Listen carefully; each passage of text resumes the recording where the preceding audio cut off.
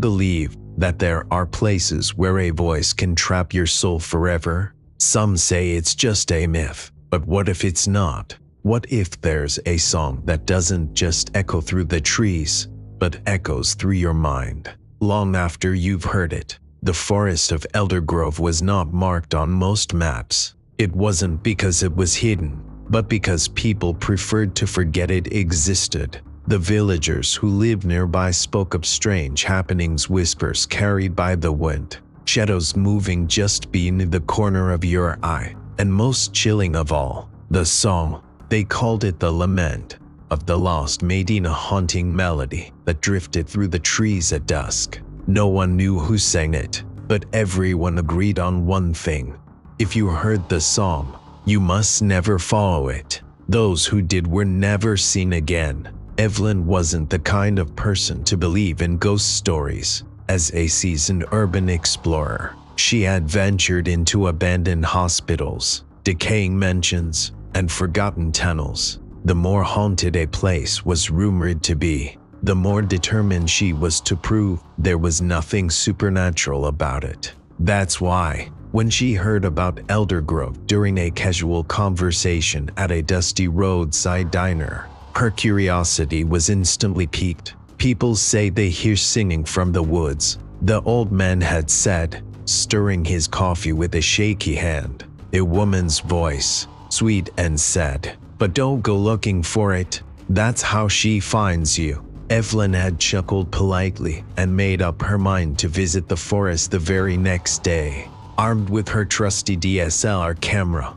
a high-powered flashlight, and a small backpack with essentials, Evelyn drove to the edge of Eldergrove just before sunset. The sky was painted in hues of orange and pink, the last rays of sunlight casting long, eerie shadows across the treetops. She parked her car on a dirt path, slung her camera around her neck, and stepped into the forest. At first, everything seemed normal. The crunch of dry leaves underfoot, the occasional rustle of a small animal in the underbrush, and the cool breeze rustling through the canopy above. But as she ventured deeper, the sounds of the outside world faded, replaced by an oppressive silence that pressed against her ears like thick cotton. Then she heard it, a faint melody, so soft she almost thought she was imagining it. The voice was distant, weaving through the trees like a thread of silk,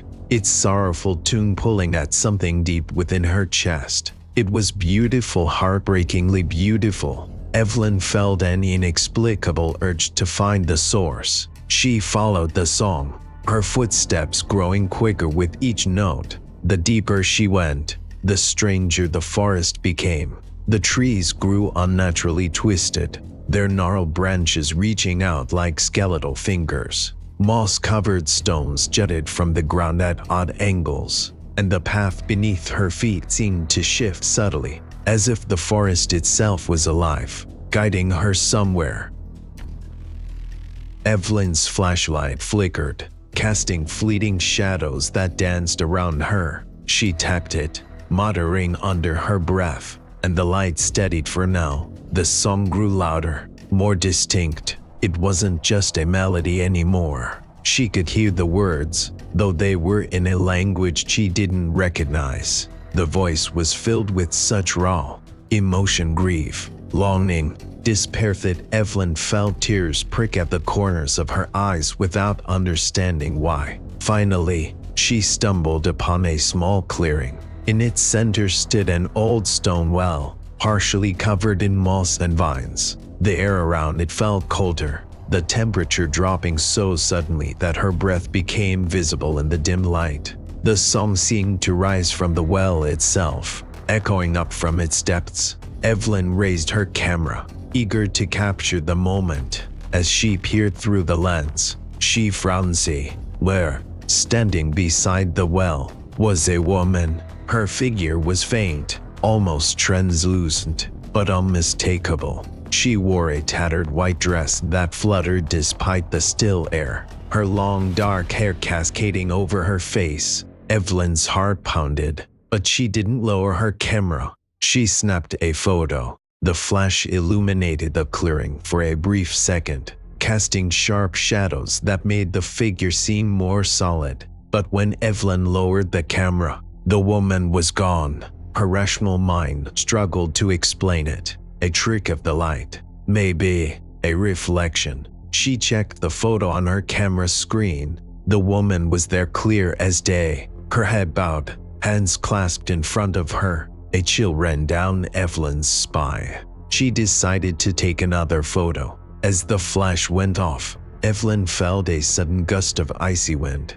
that extinguished her flashlight. She was plunged into darkness, the only light coming from the faint glow of her camera screen. And that's when she noticed it. In the photo, the woman had moved. Her head was no longer bowed. She was looking directly at Evelyn. Her eyes were hollow, dark pits that seemed to swallow light, and a twisted, unnatural grin stretched across her face. Evelyn's breath hitched. She spun around, shining her dying flashlight into the trees, but there was nothing there. Then the song stopped. Silence pressed in on her, heavier than before. Evelyn felt something behind her, a presence, cold and suffocating. She didn't dare turn around. Instead, she grabbed her camera and ran.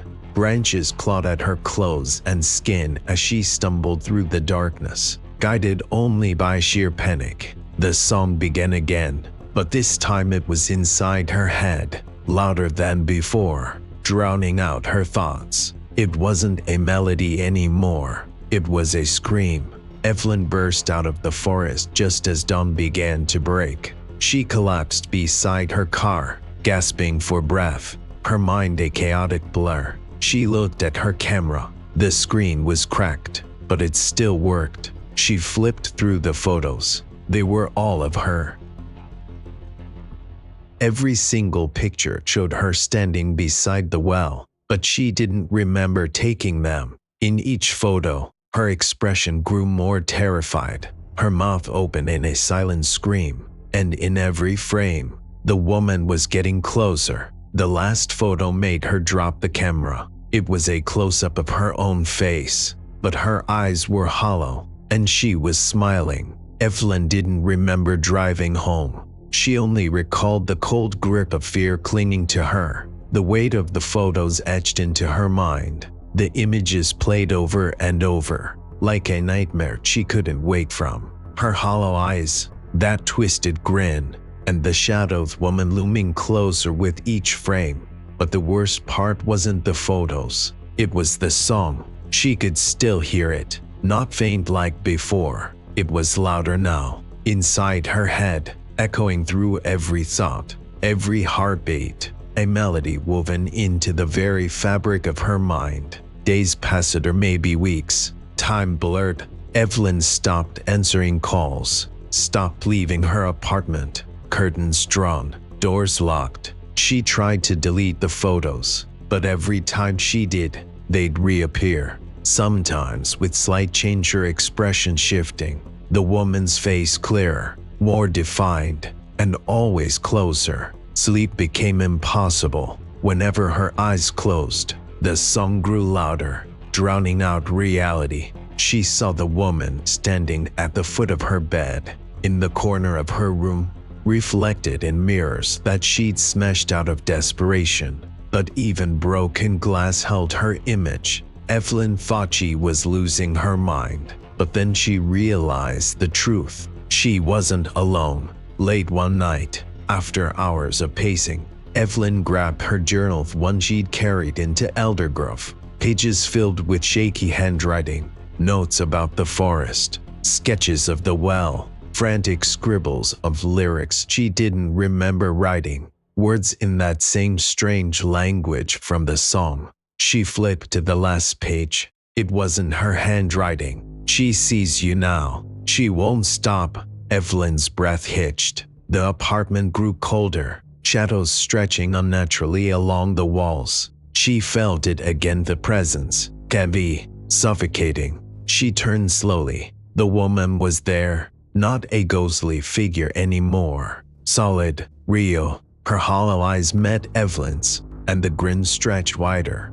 splitting her face unnaturally. Blood dripped from her mouth, staining her white dress. Evelyn couldn't move, couldn't scream. The song filled the room, deafening, vibrating through her bones. Then everything went dark. Weeks later, a local hiker named Daniel ventured into Eldergrove. He wasn't searching for the Maiden's song, just exploring. But near the ancient well, he found something unusual: a cracked camera, half buried under a pile of dead leaves. Curiosity got the better of him. He took it home, managed to salvage the memory card, and loaded the photos onto his laptop. Down scenes of images. At first, they seemed like typical shots: trees, the forest, a clearing. But then he saw her, a woman, standing by an old well. In every photo, she looked terrified, eyes wide, mouth open in a silent scream. And in every picture, a shadow grew closer. A faint figure, a woman in white with hollow eyes and a grotesque grin. Daniel clicked through the photos, his heart racing. Then he frowned. See, the last photo wasn't of the forest. It was of him, sitting at his desk, staring at the screen, his own face reflected back, eyes hollow, mouth twisted into that same unnatural grin. Daniel spun around, but the room was empty, or so he thought, until he heard the song. Would you dare to follow the song if you heard it? Or would you run, even if it meant never knowing the truth? Leave a comment below if you've ever experienced something you couldn't explain. And remember, some melodies aren't meant to be heard, because once you hear them, they never leave.